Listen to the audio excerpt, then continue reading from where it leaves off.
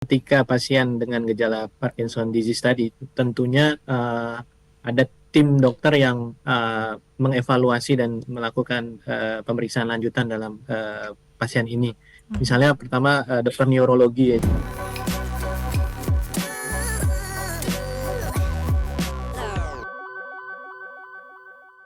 Apakah ada pemeriksaannya dokter untuk seseorang mendeteksi secara lebih dini begitu mengenai Parkinson ini?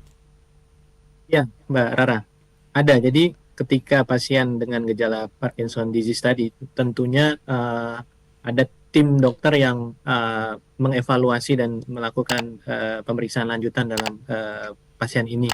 Misalnya pertama dokter neurologi ya. Jadi memang pasien Parkinson ini dilihat oleh banyak dokter ya. Pertama memang dokter neurologi atau dokter syaraf ya. Nanti dari mereka mendiagnosis dari segi klinis, kemudian melakukan pemeriksaan berupa pemeriksaan penunjang, dapat berupa MRI ya, pemeriksaan magnetic resonance imaging, kemudian ataupun CT scan, kemudian pemeriksaan lab-lab lain yang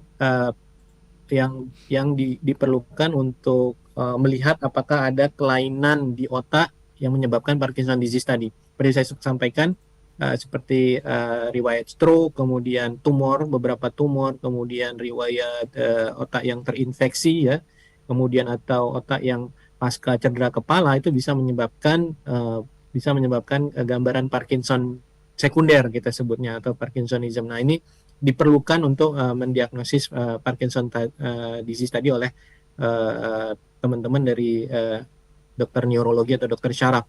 Kemudian ketika itu sudah diagnosis, barulah bisa dilakukan manajemen dari Parkinson disease ya. Manajemennya mencakup pemberian obat-obatan ya, kemudian tindakan operatif ya yang saya lakukan, kemudian baru fisioterapi juga mendukung dan perlu dalam manajemen pasien Parkinson ini.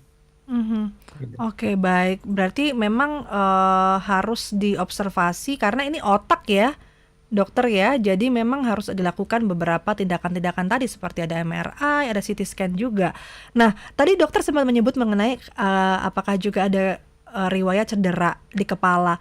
Artinya kalau kita mengingat Muhammad Ali itu berarti ada karena faktor resiko cedera yang mungkin dialami benturan hebat di kepala begitu dok. Jadi kalau misalnya nih sahabat sonora yang masih muda juga mempunyai olahraga yang cukup beresiko dengan benturan-benturan ini juga mempunyai resiko seperti itu ya dok? Iya betul. Pada cedera kepala yang bersifat kronis, seperti kita tahu contoh yang paling terkenal adalah Muhammad Ali. Beliau atau seorang petinju yang sudah mengalami benturan di kepala bertahun-tahun.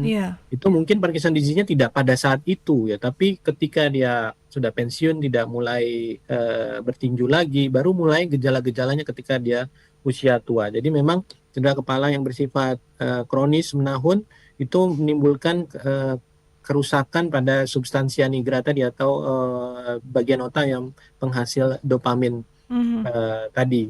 Jadi memang perlu kita waspadai, kita harus hati-hati. Tadi cedera kepala juga yang menahun atau sering bisa mengakibatkan Parkinson disease ini. Apakah juga ada hubungannya dengan lifestyle atau gaya hidup begitu, dokter? Sebenarnya penyebab pasti dari Parkinson disease ini masih tidak diketahui ya, idiopatik. Beberapa teori penyebab Parkinson disease banyak mengemuka ya, misalnya tadi usia, kemudian kedua genetik, yang ketiga beberapa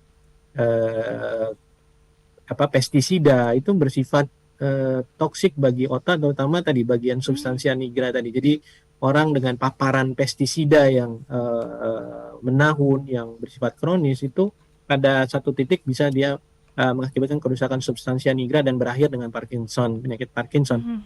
Kemudian beberapa keracunan logam misalnya ya, beberapa keracunan logam atau paparan logam yang mungkin sedikit demi sedikit ya, tidak berlangsung seperti keracunan akut, tapi bersifat kronis perlahan, pada satu titik dia menyebabkan kerusakan substansia nigra dan berakhir dengan Parkinson disease juga.